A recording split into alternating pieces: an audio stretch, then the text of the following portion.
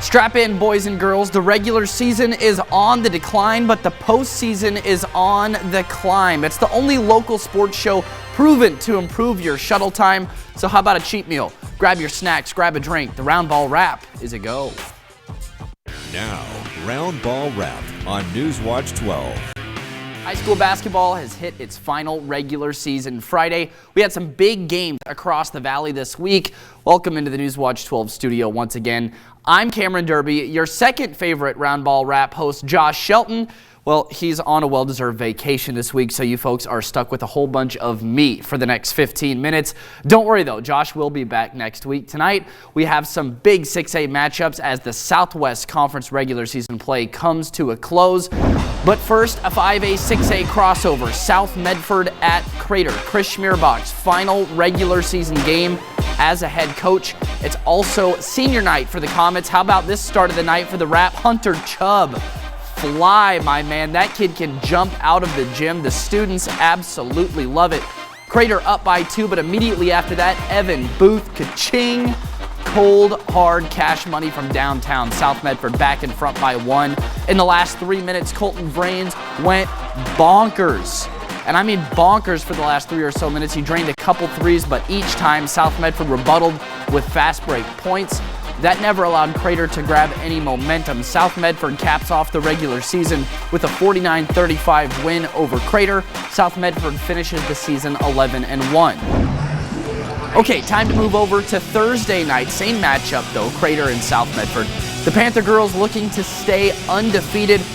Taya Amade, call her the mail woman. She is distributing. Package delivered. Kate Stidham knocks down the three-point jumper. Tom Cole, South Medford's head coach, well, not very impressed to say the least, but he will be once the Panthers start moving the ball offensively. Stone Cold, Cold Stone, Bella Stone in the corner. Money. South Medford got big production from the starters and the bench as well. Crater only lost twice this year, both to South Medford. The Panthers are now poised to make a run for a state title once the 6A postseason begins next week. More girls hoops back to Friday night. The Black Tornado and Lady Cavers. Sophie Mock getting geared up to start shooting, but Emily Runn says not so fast. I'm the shooter of these Lady Cavers. Later on, Runn's pass intercepted by Gallery. Gallery going coast to coast with it. She gets the layup through the contact. And then Grant's pass, Jocelyn Seidel. Look at the strong take to the hoop. Whoop! Reverse layup. Yes, ma'am. Beautiful ball movement rolling for Grant's pass. Emily Runn down on the post. In the biz, we call that an and one. Count the bucket.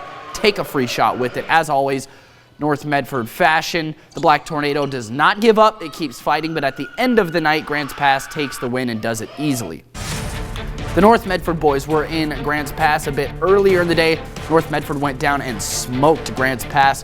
That's a very important win for the Black Tornado. North came into the night tied with South Medford in the Southwest standings. North Medford moves up in front of South Medford for the first place in the conference. That shows how important that final North-South game was just a couple weeks ago. Of course, South played one fewer league game. We flip the page over to the girls' side. One more conference game to be played. South Medford versus South Eugene. That game will not change the standings at all. South Medford, the regular season Southwest champs. We have Ashland and Roseburg back to boys hoops. Early on, Hawthorne LaPierre, the shooter. We've seen that episode before. Roseburg keeping it cruising, buddy. Colton Marsters, this is called a take to the hoop. Ashland fell down 16-3 by the end of the first quarter. Big shots from Matthew Parker, just tearing up the Grizzly defense. When it wasn't Parker, it was Marsters, and it just feels like Roseburg even getting every friendly roll to go as well. Even more Marsters on the baseline drive, but the Grizzlies are resilient, aren't they? Finn Hilden, his own little fast break action, count the bucket, take the foul, and we save the best of this highlight for last. Egan Shields with the slam. Ashland comes back and wins the thing. 49-41 the final. A lot of the upper classes were in action today, the 6A teams kind of dominating the highlight block of the show. But it was a really good week for basketball in the 4A and 3A as well. Some of that action happened before today. We sent crews out anyway, made sure we got those games in. Hidden Valley and Phoenix were playing over at Talent Middle School. Renovations to the Phoenix gym going on. Hidden Valley and Phoenix, this was a Thursday game right off the bat. Ezra McLean, pure shot from the outside is good.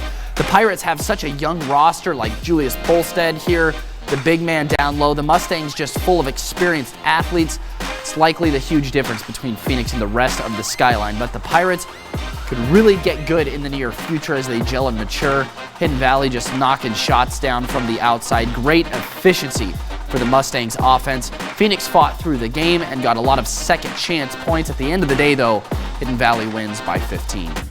Hidden Valley moves up to second in the Skyline, but there will be no catching the Pelicans. Klamath Union way too far out in front. Even if KU lost to Mazama tomorrow, it would still sit atop the conference. Congratulations on an incredible regular season for the Klamath Union boys. And staying on brand with undefeated league champs, how about the Cascade Christian boys? The challengers are once again going to be the champions of the Far West League. St. Mary's right behind in that runner-up spot. Brookings Harbor in fourth. Cascade looks pretty strong with a chance to make another run for a second back-to-back state championship.